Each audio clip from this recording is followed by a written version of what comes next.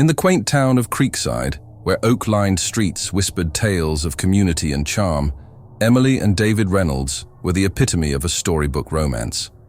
Their love ignited in the golden haze of college days at Creekside College, where Emily, an art major with a penchant for vibrant watercolors, first caught David's eye by the shimmering campus lake. His broad shoulders and disarming smile exuded a quiet confidence that drew her in, like a moth to a flame. David, a business administration student with dreams as lofty as the skyscrapers he admired, pursued her with a relentless charm that melted her hesitations. Their courtship was a whirlwind of late-night talks under starlit skies, stolen kisses in the library stacks, and promises of a future painted in bold strokes. After graduation, they sealed their bond in a sun-drenched ceremony, surrounded by wildflowers and the laughter of loved ones. Settling in their hometown, they carved out a life that seemed plucked from a dream. Emily, with her cascade of chestnut hair and infectious enthusiasm, became a beloved art teacher at Creekside High. Her classroom, a kaleidoscope of colors, buzzed with creativity as she nurtured her students' talents, her laughter echoing through the halls like a melody. David, leveraging his family's connections, secured a coveted position at a prestigious investment firm. His sharp intellect and tireless ambition propelled him up the corporate ladder, earning him accolades and a reputation as a man who could turn dreams into reality. Their home in Oakwood Estates, a sprawling manor adorned with Emily's hand-painted murals and curated sculptures, stood as a testament to their success. The couple was a fixture at local galas, their presence commanding admiration. Emily's warmth softened David's polished exterior, and their love to outsiders seemed as vibrant as ever, untouched by time. Friends marveled at their synergy, her artistic soul balancing his calculated precision. Yet, beneath this polished veneer, cracks were forming, invisible to the world but growing with each passing day.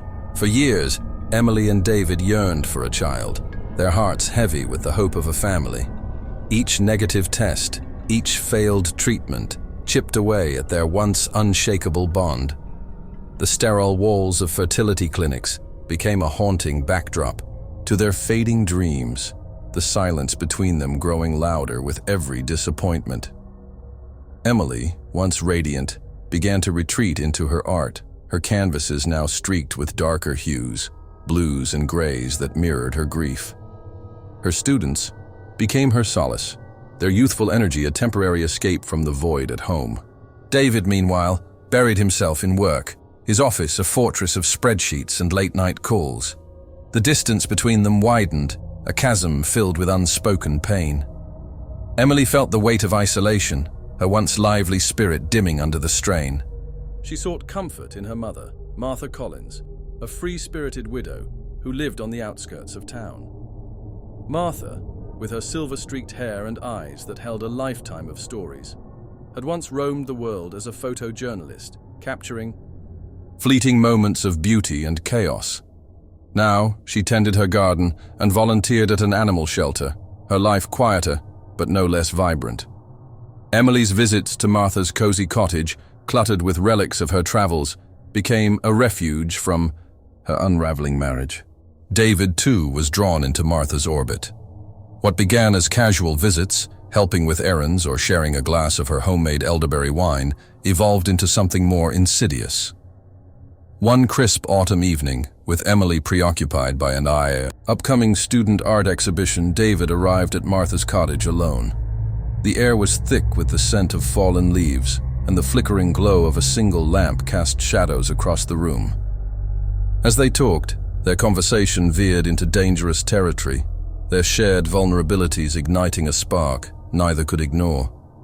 A lingering touch, a glance held too long, the boundary between them shattered, setting the stage for a betrayal that would unravel their world. The affair between David and Martha began as a slow burn, fueled by stolen moments and whispered confessions. Martha, with her worldly wisdom and eyes so like Emily's, offered David the understanding he craved. He spoke of his frustrations, Emily's distance, the pressure of his career, the ache of their childless years. Martha, lonely since her husband's death, found in David a vitality that rekindled her spirit. Their meetings grew frequent, carefully, orchestrated to avoid suspicion. David would arrive under the guise of fixing a leaky faucet or tending to Martha's rose garden, each encounter charged with a forbidden thrill. In the cramped bathroom of Martha's cottage, their hands brushed as they worked, sending a jolt through them both. In the garden, as Martha guided David's hands to prune her roses, her breath against his neck was a siren's call. Their physical attraction deepened into an emotional entanglement, each justifying their actions with whispered rationalizations. David felt unappreciated by Emily. Martha confessed to a loneliness that gnawed at her soul. They convinced themselves their connection was unique, a love that transcended societal norms. Their deception grew elaborate.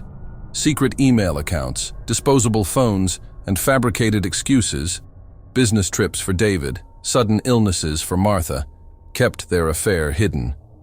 Yet, the weight of their lies pressed heavier with each passing day. David avoided Emily's gaze, his guilt a constant shadow. Martha's once close bond with her daughter became strained, her warmth replaced by nervous glances. Neither could see the storm brewing, nor the suspicions stirring in Emily's mind as their betrayal set the stage for a tragedy that would shake Creekside to its core. Emily's first inkling of betrayal came on a rainy Tuesday afternoon. Deciding to surprise David with lunch at his office, she arrived to find his secretary flustered, claiming he had left early for a client meeting. The explanation felt hollow, planting a seed of doubt in Emily's heart. She brushed it off, but the incident lingered, a faint crack in the foundation of her trust. Over the following weeks, subtle changes in David's behavior became impossible to ignore. He was distracted, his phone buzzing at odd hours, his explanations vague. The scent of an unfamiliar perfume clung to his clothes, and a faint lipstick stain on a coffee mug sent a chill down her spine. Her relationship with Martha, too, began to shift. Their weekly tea sessions, once a cherished ritual, became sporadic, with Martha canceling at the last minute, her excuses flimsy. When they did meet, Martha's warmth was replaced by a nervous edge, her eyes avoiding Emily's.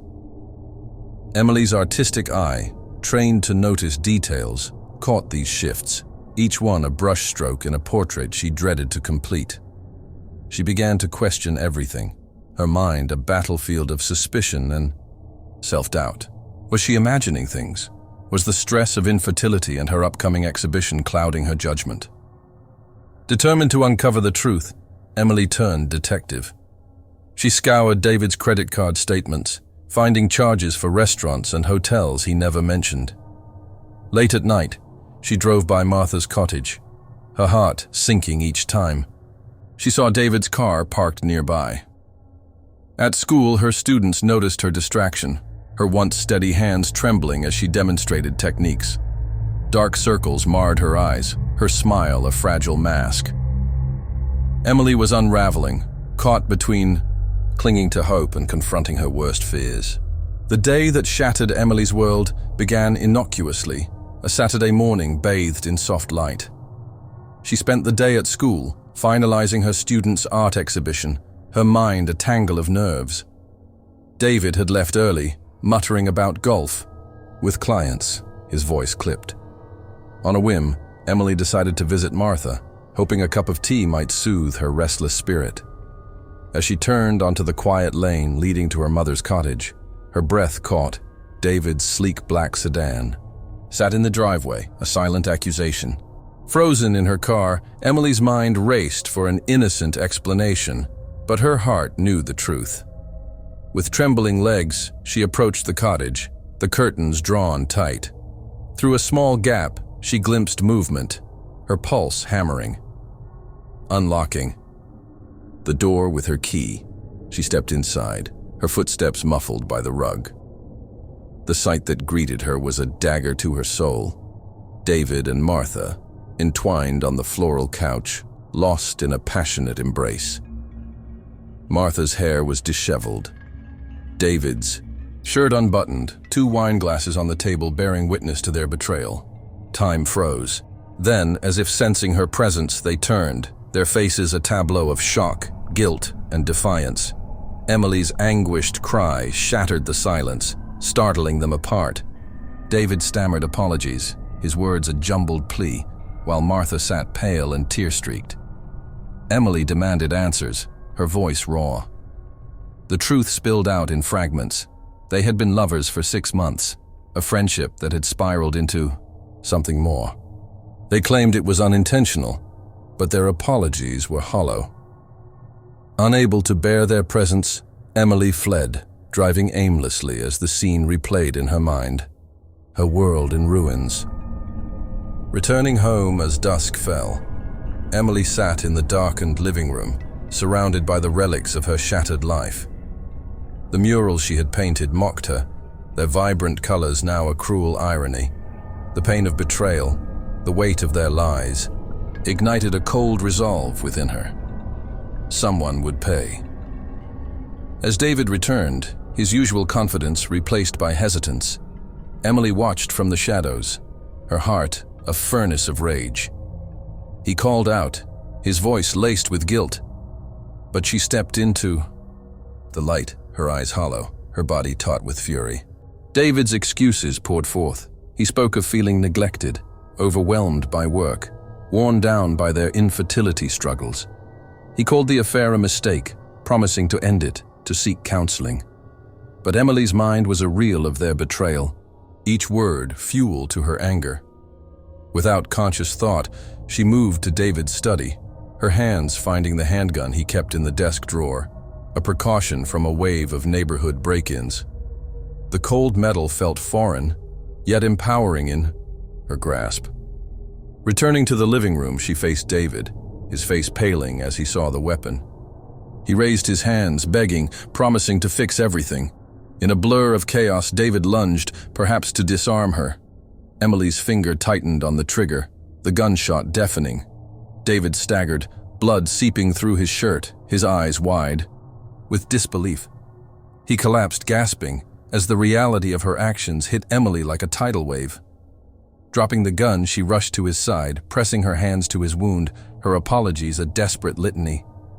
Dialing 911, her voice trembled as she pleaded for help, the wail of sirens a distant echo as her world crumbled.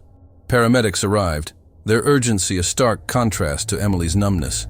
Neighbors, alerted by the gunshot, gathered outside, their faces shifting from concern to horror. Detective Mia Davis took charge, her sharp eyes cataloging the scene as officers secured the area. Emily, led away in handcuffs, recounted the day's events in a detached whisper. The affair, the confrontation, the fatal shot.